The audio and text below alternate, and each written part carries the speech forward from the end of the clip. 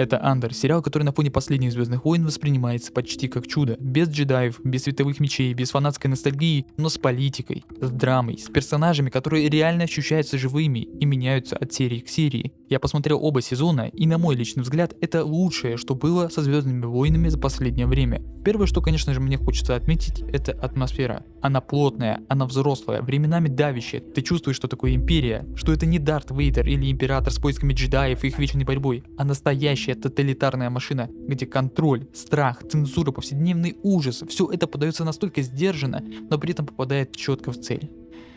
Слишком четко в цель. Сериал Андор неторопливый, он дает тебе время вжиться в мир и почувствовать напряжение. Да, экшен в нем есть, но он здесь на втором плане. Главное это процесс того, как обычные люди становятся частью восстания, как их ломают, как они делают выбор, как жертвуют собой ради идеи. Кассиан Андор, главный герой, в принципе, этого сериала, не герой-то толком. Он преступник, выживальщик, человек без идеалов, но ты видишь, как с каждой серией в нем что-то меняется. Находясь в гуще этих событий, ты видишь, как он меняет свои взгляды, решения, в нем что-то меняется. И это реально круто. Рядом с ним также яркие второстепенные персонажи. Людвин один из самых, в принципе, ярких персонажей и мощных, который делает для восстания многое, что не одобрит, в принципе, если бы он обсудил это с каким-то там советом. Ты видишь, что он играет грязно, он рискует многим, всем. Мон Мотма, политик, которая живет в клетке с дипломатией, который является в том числе и заложником этой ситуации. Даже те, кого в другом сериале могли бы забыть там уже спустя пару сезонов, здесь получают развитие. Это сериал про людей, а не про фракции добра и зла. То, как здесь подана политика, вообще в принципе отдельный кайф. Ты видишь, как устроена империя не снаружи, а изнутри. Как работают спецслужбы, как подавляются протесты, как следят и как вербуют.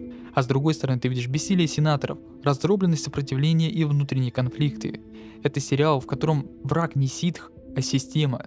Сравнивая с Мандалорцем, Асокой и Оби-Ваном, Андор выделяется даже не качеством, а подходом. Там это сказка, а тут это очень жестокая реальность. Мандалорец был классным сериалом, и в том числе довольно семейным, который ты мог посмотреть вместе. Оби-Ван пытался сыграть на ностальгии, но, к сожалению, Дисней убил нашего персонажа. Асока, в принципе, тоже пыталась играть на ностальгии, но при этом данный сериал старался не упасть в грязь лицом. А Андор, это как будто бы, знаете, HBO в свои лучшие годы пришли в Звездные войны. Если вы никогда не были фанатом Звездных войн, Андор все равно можно смотреть. Он сам по себе довольно крепкий сериал, не требует знания лора, но если вы его знаете, считайте, что сериал заговорит с вами на другом языке.